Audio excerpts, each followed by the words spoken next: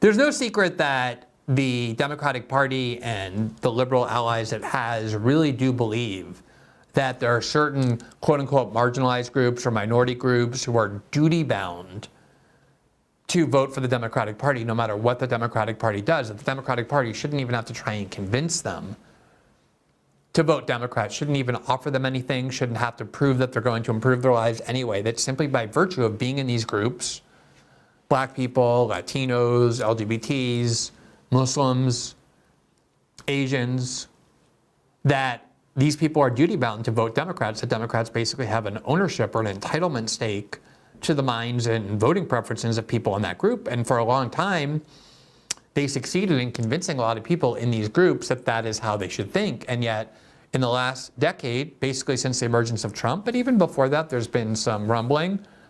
We see the migration of more and more non-white voters away from the Democratic Party to Trump, or sometimes just away from the Democratic Party and refusing to participate because they don't believe the Democratic Party will or wants to do anything for them.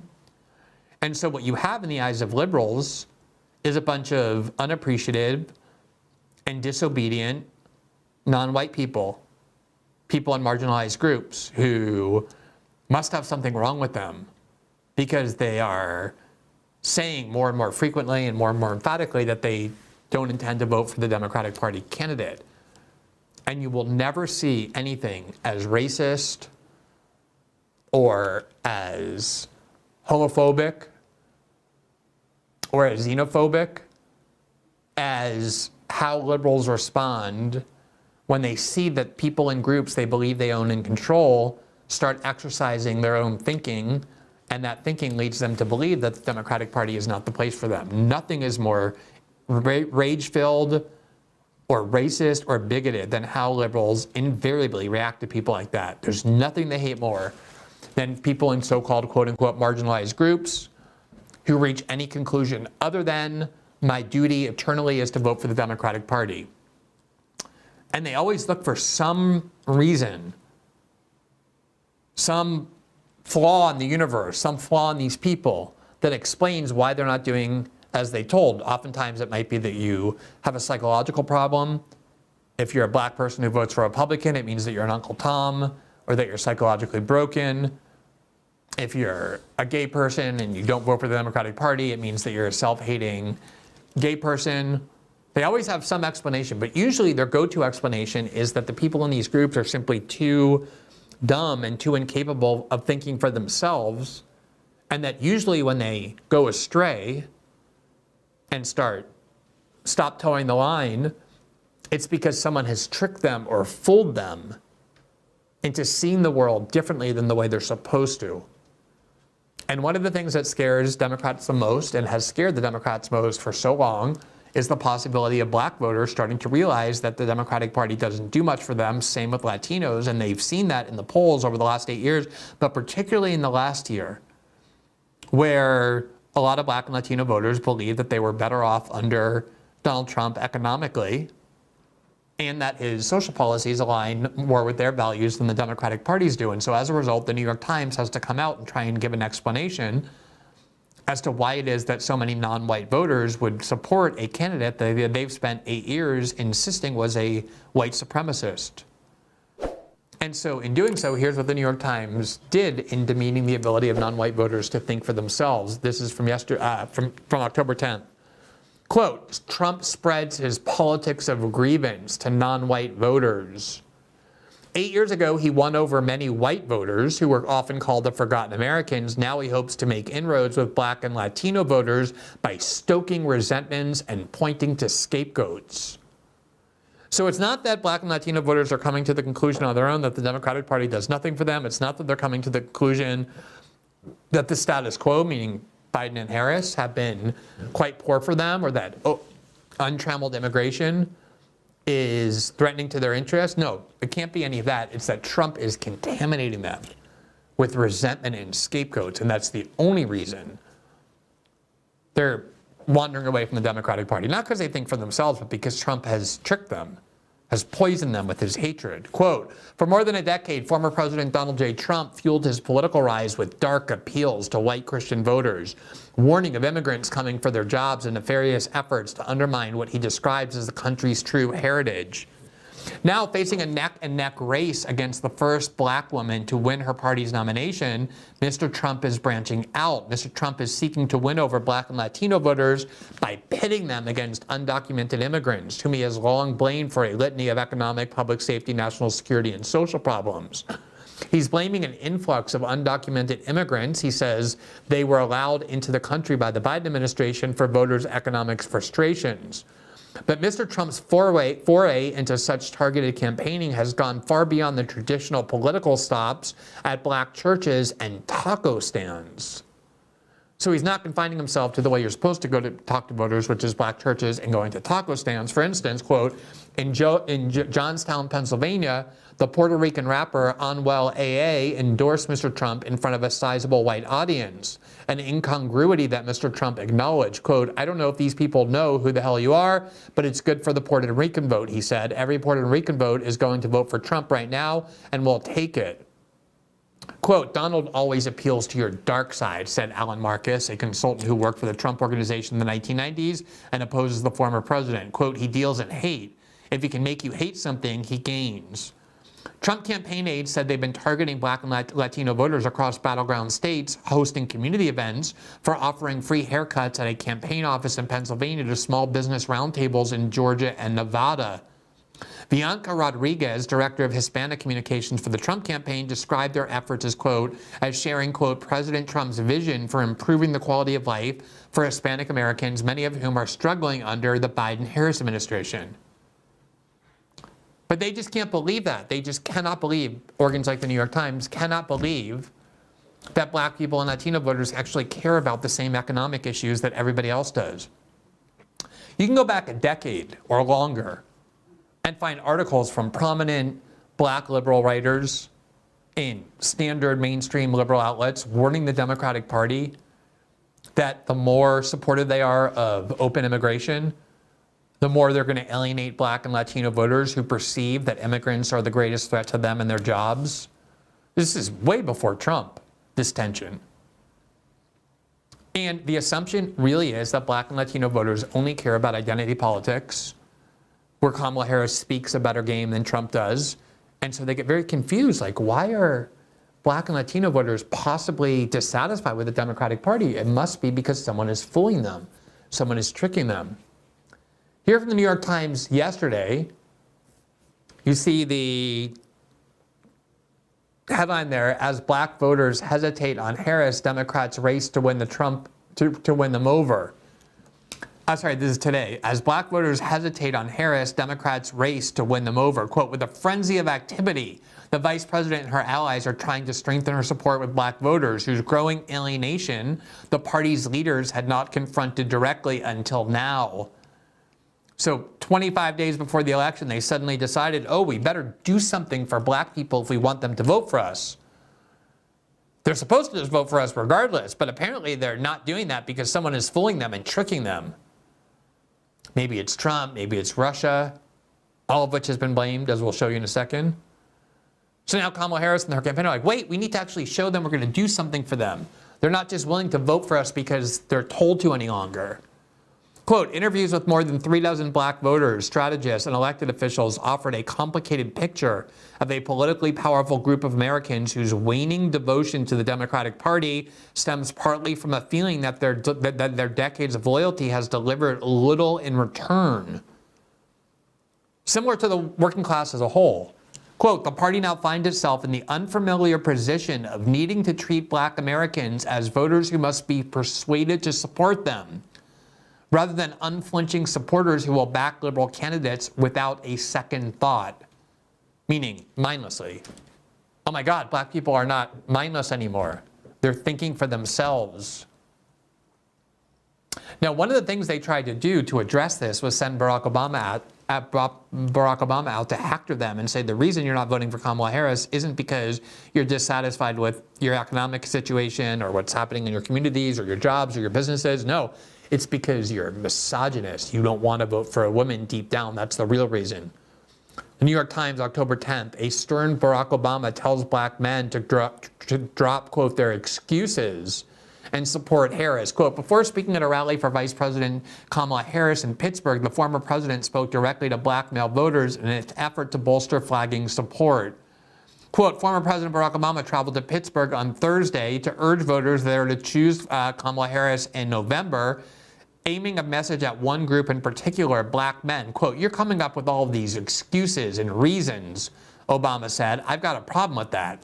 Part of it makes me think that, well, you just aren't feeling the idea of having a woman as president. And you're coming up with other alternatives and other reasons for that, Obama continued, adding that, quote, the women in our lives have been getting our backs for this entire time. I mean, of course, Obama can't comprehend that people might be dissatisfied with the status quo. It's going swimmingly for him. And this presumption that he's able to just go and talk to black voters that way, to black men that way, as though they share a common experience, is quite a leap, as many black people pointed out. Now, if you thought I was joking or exaggerating when I said that oftentimes when non-white voters begin to refuse to do as they're told, they'll blame this not on their ability to think for themselves or the ability of black men to reason for themselves or to decide what's best for their own lives, but it must be because foreign influence campaigns are tricking them and confusing them. Because they get confused very easily is the subtext here. Here's Van Jones on CNN in February of this year talking about polls showing how black people and black men in particular are wandering away from the Democratic Party and concluding they don't do much for their lives. And here was his explanation. Criminal justice reform and some of the stimulus support was welcome. So what's actually happening, though, is that there is an online influence campaign. Correct. Some of it, I think, is coming from Russia, China, and Iran that is whipping up that conversation way in unnaturally. Yeah, but let me ask you again. You asked the question, I want to answer it. Go ahead. So there's a solid block that's not going to move. There is some actual legitimate frustration and fatigue, but there's also, and we have to talk about it more, an online influence campaign designed to depress and distress black voters and to split black voters. Let me just put it on the screen. And do you see how condescending and patronizing and actually quite demeaning and even racist this narrative is? That the minute black voters or other non-white voters begin to question whether the Democratic Party is actually doing anything for their lives, it isn't because they're actually thinking for themselves. It's not because they're genuinely dissatisfied.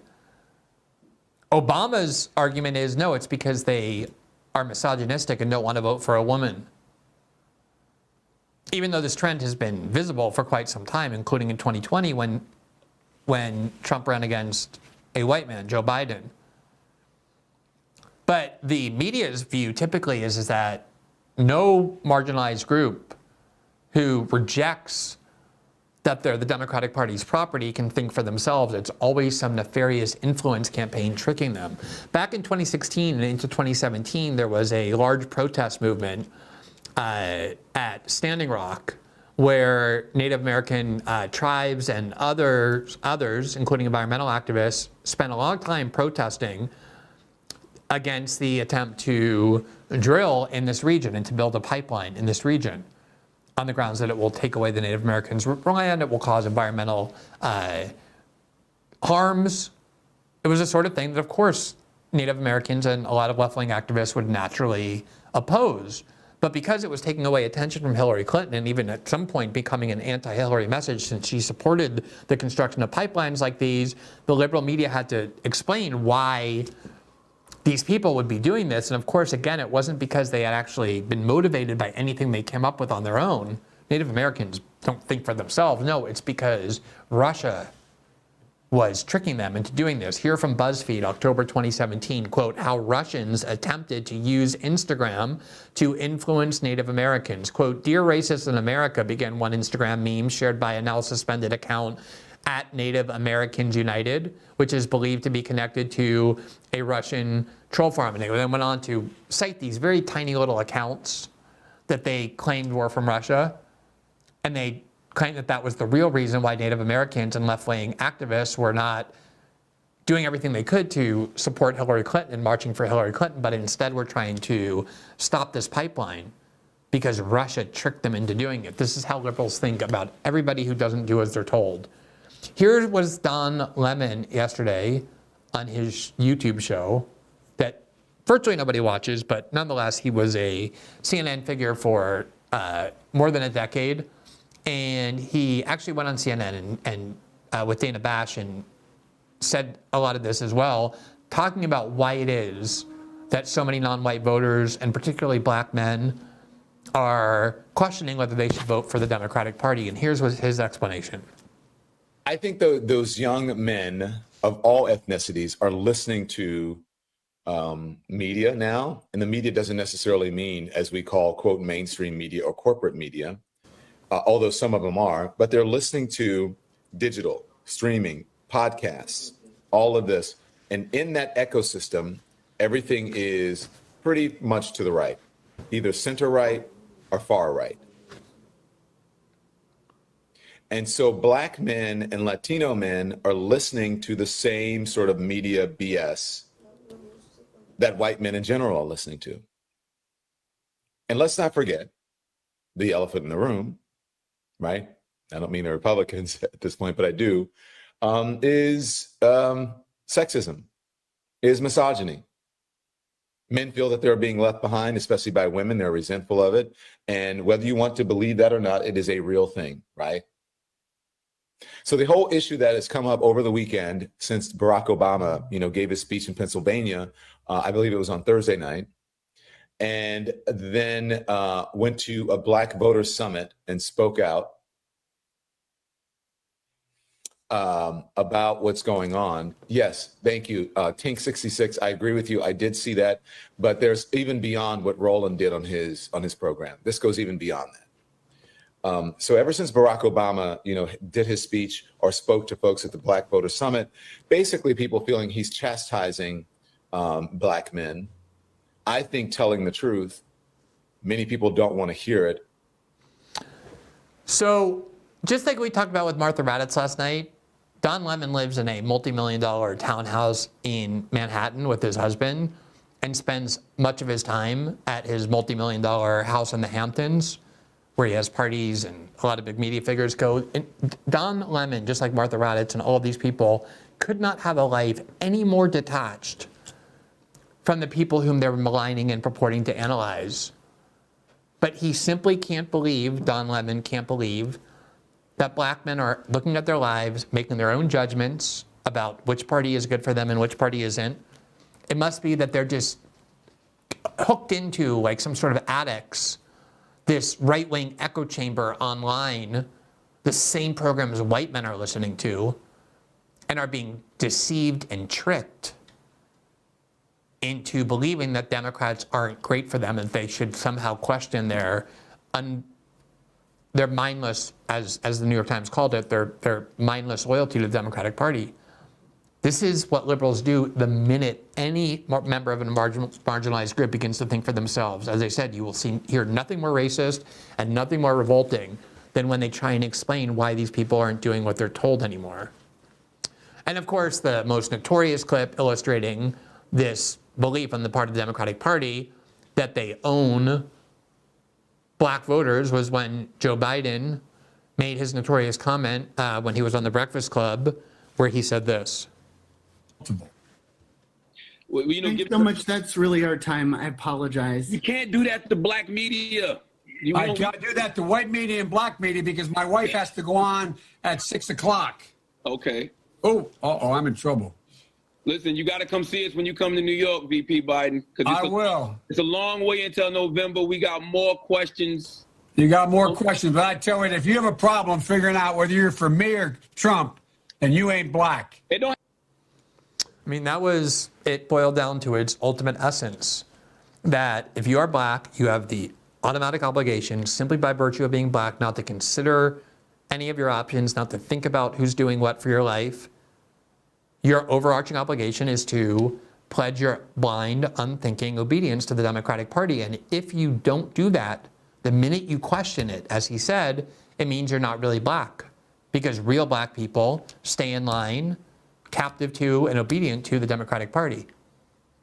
I mean, the racism is so extreme. It's like you just scratch it. It's right on the surface and it emerges. You don't have to scratch it so blatantly the minute they start perceiving that any of the people in these groups that they believe they own, primarily black voters, start thinking for themselves. The kind of racist analysis about why that is almost unlike anything else that you will hear so overtly in the discourse. Thanks for watching this clip from System Update, our live show that airs every Monday through Friday at 7 p.m. Eastern, exclusively on Rumble. You can catch the full nightly shows live or view the backlog of episodes for free on our Rumble page. You can also find full episodes the morning after they air across all major podcasting platforms, including Spotify and Apple. All the information you need is linked below. We hope to see you there.